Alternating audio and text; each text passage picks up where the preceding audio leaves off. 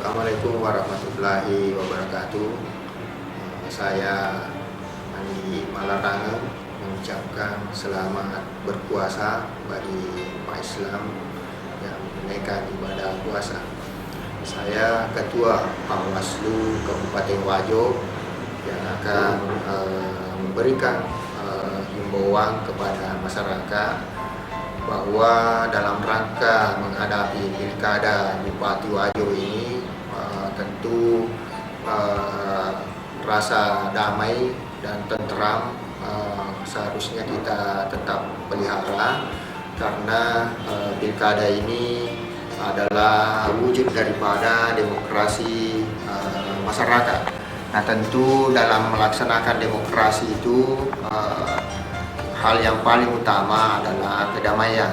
Nah, saya juga menghimbau kepada para kandidat untuk tetap menjaga rasa persaudaraan dan sinergi kita bersama, karena Wajo ini adalah milik kita bersama.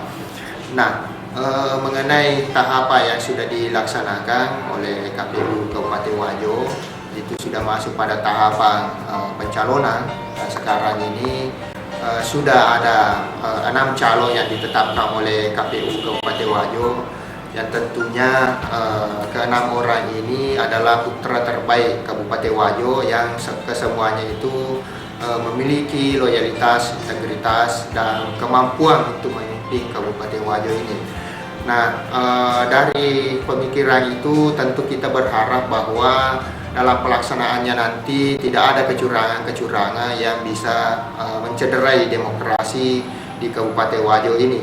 Nah, mengenai penggunaan atribut, tentu pada saat sekarang ini sudah mulai kita melakukan penertiban atribut, karena sesuai dengan kesepakatan dan keputusan KPU nomor 1 2013 itu, bahwa setelah penetapan nomor urut tidak ada lagi sosialisasi dan atribut atau alat peraga kampanye itu sudah harus diturunkan. Nah, itu kita tindak lanjuti dengan melakukan pertemuan dengan seluruh stakeholder, seluruh partai pengusung, untuk bersama-sama kita menurunkan baleho atau alat peraga yang sekiranya bertentangan dengan peraturan KPU nomor 14 2010.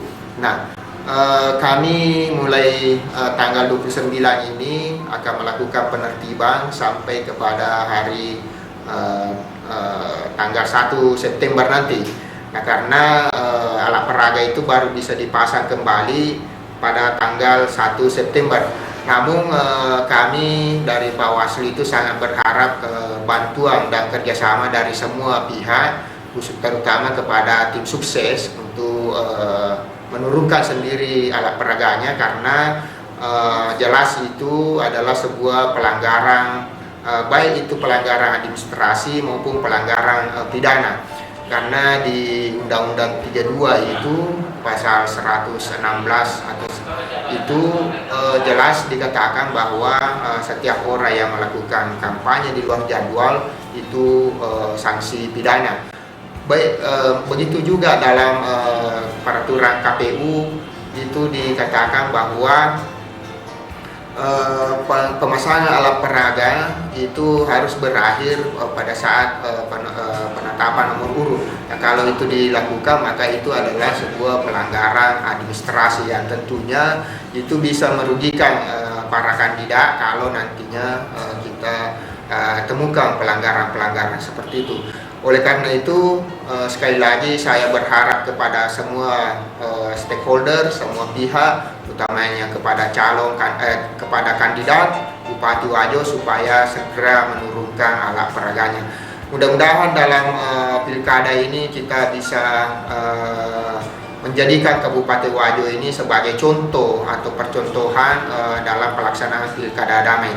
Itu harapan kami dari Bawaslu Kabupaten Wajo, bahwa pilkada Kabupaten Wajo ini nantinya akan menjadi barometer pelaksanaan pilkada damai. Apalagi Kabupaten Wajo ini kita kenal sebagai pelaksana atau perintis demokrasi pertama di dunia.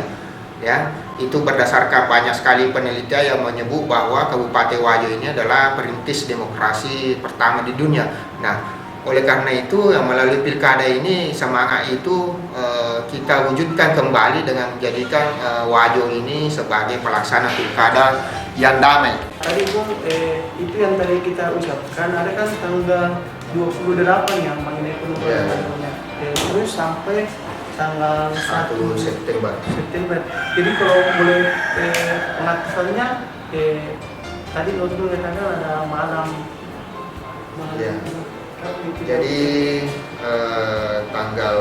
malam tanggal 1 nanti kita akan melakukan penertiban sampai ke tanggal 1 September.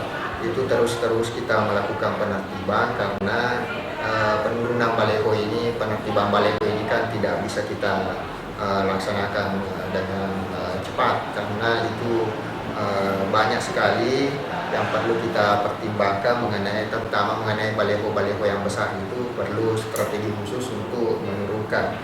Nah, tetapi di teman-teman di 13 kecamatan itu mulai tanggal 29 itu sudah bergerak menurunkan baleho.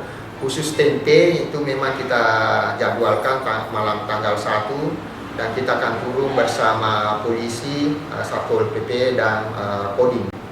Terus itu mengenai di tempat pemasangan baleho yang bagi posko yang seperti apa di dalam kota itu yang dikatakan posko, apakah satu saja atau kan kalau orang mau klaim posko banyak posko lagi.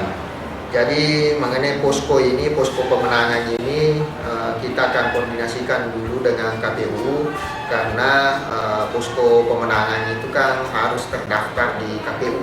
Nah, kita akan koordinasi dengan KPU meminta daftar nama-nama posko yang posko-posko pemenangan itu. Kalau nantinya tidak terdaftar di KPU, tentu tetap kita akan tertibkan karena sebenarnya dalam peraturan KPU itu pemilihan bupati itu posko pemenangannya itu hanya sampai di kecamatan, tidak ada di desa. Tetapi tetap kita akan koordinasikan dengan KPU karena itu adalah sebuah pelanggaran administrasi yang tentunya akan dieksekusi oleh KPU. Mengenai baleho-baleho yang besar itu ya sekali lagi perlu ada strategi khusus untuk menurunkan baleho besar.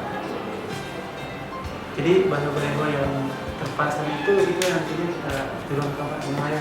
Iya, kita semua baleho yang melanggar daripada kan di keputusan KPU nomor 14 itu jelas tempat-tempat yang tidak boleh dipasangi baleho seperti fasilitas umum, tempat ibadah, sekolah dan jalan-jalan protokol. Itu tidak boleh ada baleho di situ dan nanti itu akan kita tertibkan. Semua baleho yang berada di situ akan kita turunkan. Yang baleho yang ucapan Selamat Hari Raya Idul Fitri, ya, itu di masjid sudah tidak ada lagi. Iya, artinya meskipun itu baleho mengucapkan Selamat Hari Raya Idul Fitri, kalau itu ada nuansa politisnya maka tetap akan kita tertibkan. Demikian himbauan kami dari Panwaslu Kabupaten Wajo. Saya Andi Malarangan, Sarjana Hukum, Magister Hukum. Sekali lagi mengucapkan selamat menunaikan ibadah puasa. Semoga puasa kita dapat diterima di sisi Allah Subhanahu wa Ta'ala. Sekian, Assalamualaikum warahmatullahi wabarakatuh.